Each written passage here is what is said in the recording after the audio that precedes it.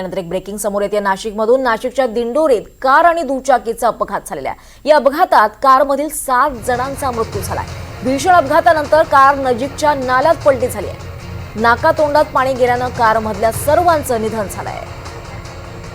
आत्ताची धक्कादायक बातमी आपण पाहतोय। नाशिकच्या दिंडोरीत कार आणि दुचाकीचा अपघात झालाय। या संदर्भात अधिक माहिती घेऊयात। आपल्यासोबत आपले प्रतिनिधी प्रांजल कुलकर्णी। प्रांजल, कसं काय हा अपघात झालेला आहे? दीपाली, अत्यंत भीषण असा हा अपघात आहे आणि विचित्र अपघात म्हणावा लागेल।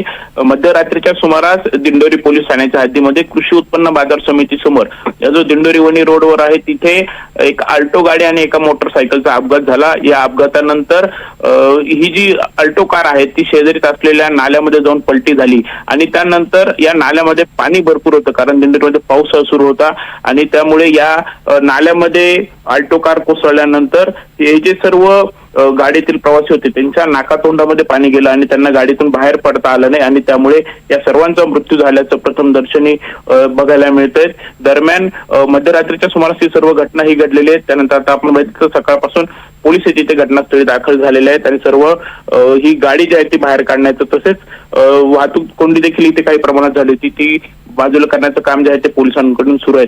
दरम्यान ही घटना आपण जर बघितली तर ही जे मयत आहेत अल्टो कार मधील हे सर्वजण दिंडोरी तालुक्यातील रहिवासी आहेत। ते नाशिकला त्यांच्या नातेवाईकाच्या एका मुलाच्या वाढदिवसाच्या कार्यक्रमासाठी आलेले होते आणि तिथून पुढे आपल्या गावी परतताना हा सर्व अपघात झाल्याचं सध्या समजतंय। दरम्यान यामध्ये आपण जर बघितलं तर काही लहान मुलांचा देखील यामध्ये समावेश आहे। हे सर्व जे मयत आहेत ते दिंडोरी तालुक्यातील कोशिंबे आणि देवठाण या गावचे रहिवासी असल्याचं समजतंय। तर मोटरसायकलवरती जे 2 जण होते ते 2 जण सध्या जखमी झाले, त्यांच्यावरती नाशिक जिल्हा रुग्णालयामध्ये उपचार हे सुरू आहेत। मात्र एकंदरीतच आपण बघितलं तर दिंडोरी वणी रस्ता जो आहे तो अनेक ठिकाणी खराब झालेला आहे, अनेक अपघात होत आहेत। अनेक वर्षापासून आपण जर बघितलं तर इथे अपघाताच्या घटना या वारंवार घडत आहेत। त्यामुळे आता या रस्त्याची कामं कधी केली जाणार हाच प्रश्न जो आहे तो आता बघायला उपस्थित होतोय। निश्चितच प्रांजल, धन्यवाद या सगळ्या सविस्तर माहितीसाठी।